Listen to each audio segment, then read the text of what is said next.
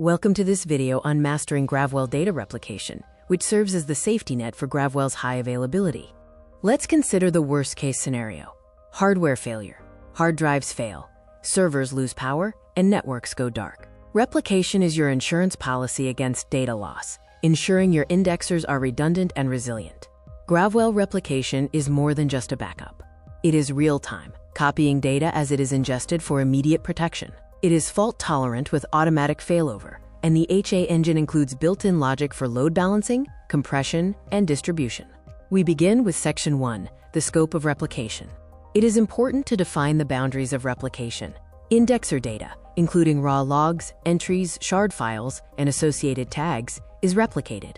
Web server data, such as dashboards and user accounts, is not and requires a separate backup strategy.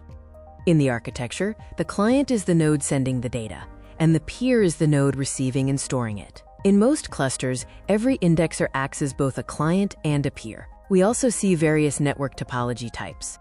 Now we move on to Section 2, configuration and uniformity.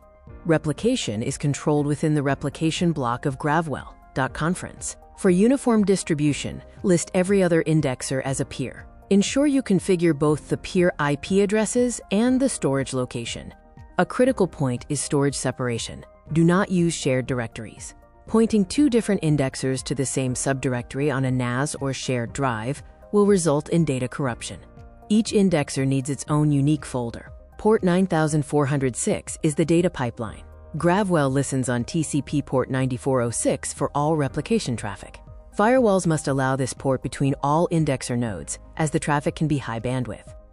Next, we will cover Section 3, security and authentication. Gravwell uses TLS for encryption by default to protect sensitive replication data traveling across the network.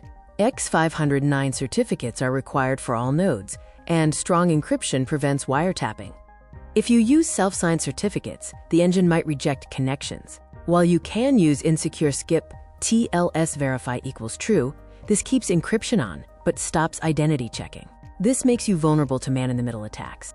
Replication secrets include the control auth, which is the default authentication token from global settings. Alternatively, use replication secret override for a dedicated replication password. Nodes will refuse to communicate if these secrets do not match exactly. Section 4 focuses on the database and performance. The brain of replication is replication.db, which tracks every shard and performs constant file syncs. It has a high I/O dependency. Avoid slow drives for the DB and use database path to move it to a fast SSD if needed. We will now discuss Section 5, deployment strategies. The region-aware strategy prevents total site failure. Cross-site replication, such as having a New York node peer only with a London node, ensures geographical redundancy. If one data center goes offline, the other holds a complete copy. The offline replication strategy uses a main node for ingest and search, and a catch node, often a cloud or cheap instance, receives the data. The catch node does not run search, saving resources. If the main node fails, you can restore quickly from the catch node. Section 6 covers storage and lifecycle. When configuring storage, it is important to understand the concept of hot and cold storage tiers, and how Gravwell manages the data lifecycle across these tiers for efficient storage management and cost optimization. Data retention policies are key to managing storage.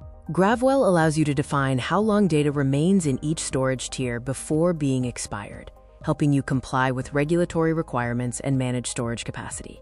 Let's explore Section 7, the lazy delete feature.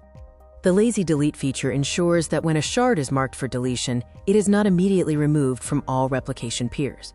Instead, it waits for a confirmation period, which adds a safety layer against accidental or premature data loss. We now address Section 8, excluding data. There may be instances where you need to exclude certain data from replication. Gravwell allows for configurations to prevent specific tags or entries from being replicated to peers, which can be useful for reducing network traffic or managing sensitive data. The final section is Section 9, troubleshooting and recovery.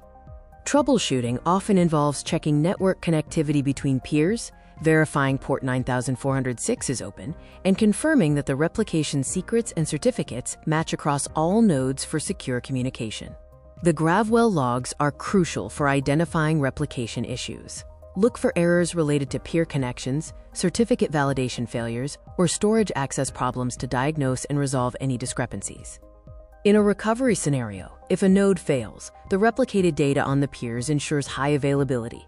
The remaining nodes will automatically continue serving search queries, and the failed node can be restored or replaced using the replicated data. Monitoring replication status through Gravwell's administrative tools helps ensure continuous data protection.